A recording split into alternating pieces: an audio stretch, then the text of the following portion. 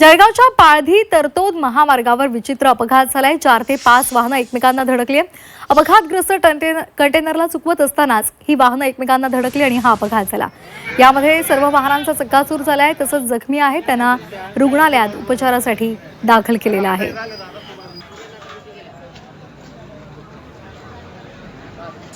जळगावच्या जवळ असलेला बांबोरी ब्रिजवर भला मोठा अपघात झालेला आहे। नागपूर मुंबईला महामार्गाला जॉईन करणारा हा राष्ट्रीय महामार्ग आहे। या ठिकाणी बघू शकतो एक गाडी जी आहे ती पलटी झालेली आहे आणि त्या पाठोपाठ या गाडी ट्रक मध्ये जे होतं भले मोठे बाटल्या भरलेल्या होत्या आणि याच पार्श्वभूमीवर हा अपघात झालेला आहे। तर दुसरीकडे बघायला गेला या ठिकाणी हा अपघात झाल्यानंतर पलीकडे जे आहे या 4 वाहनांना एकामेकावर आदळलेलं पाहायला मिळतं आहे। मात्र या चौफेर यदि विचार केला तर या ठिकाणी अंधार पडलेला आहे आणि या ठिकाणी जे अपघात झालेला आहे तर एक लहान गाडी देखील या ठिकाणी चिरडली गेलेली आहे। ही जी भली मोठी गाडी आहे ही 4 गाड्यांना ठोकल्यानंतर या ठिकाणी हा अपघात झालेला पाहायला मिळतो आहे। हा अपघात ज्यांच्या वाहनांसोबत झालेला आहे ते आपल्या सोबत आहे, त्यांच्याशी आपण बातचीत करूया। दादा काय सांगणार, काय घटना घडली होती? आपण आपली स्वतःची ही गाडी आहे। अगोदर तर मला वाटत नाही मी कसा वाचलोय म्हणजे समजत नाही आहे। हात शेक करतायत माझे।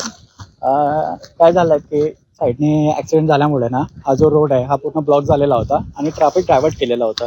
ट्रॅफिक डायव्हर्ट केल्याच्या ना आम्ही सर्व या लेनला येत होतो, पण हा जो ट्रेलर आहे हा खूप फास्ट मध्ये येत होता मागून। तर त्यांनी अगोदर एक गाडीला स्मॅश केलं, त्यानंतर परत त्या साईडला आला तर एक क्रेटा जात होती, त्या साईडने ती गाडी पूर्ण डॅमेज आहे। त्या क्रेटाला त्यांनी डॅमेज करून एवढं स्पीडनी आला तो की मला बॅक साईड मध्ये दिसत होता, पण समोर ट्रॅफिक असल्यानं आपण काहीच नाही करू शकत। आणि त्याच्यानंतर इथे एक कंटेनर होता, त्या दोन्हीच्या मधात घुसला हा।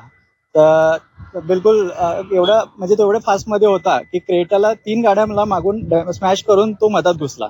यदि या ठिकाणी या अपघातांची संख्या वाढताना पाहायला मिळते, पण मात्र या ठिकाणी अंधार आहे, नागरिक लोक उभे येत आहे, पण मात्र या ठिकाणी जी पोलीस यंत्रणाची अपेक्षित बॅरिगेटिंग हवी होती किंवा या ठिकाणी काही जे स्टिकर लावायला होतं अपघाताच्या ठिकाणी, मात्र हे कुठेही या ठिकाणी दिसत नाहीये। Valmik Joshi, Zee media, Jalgaon.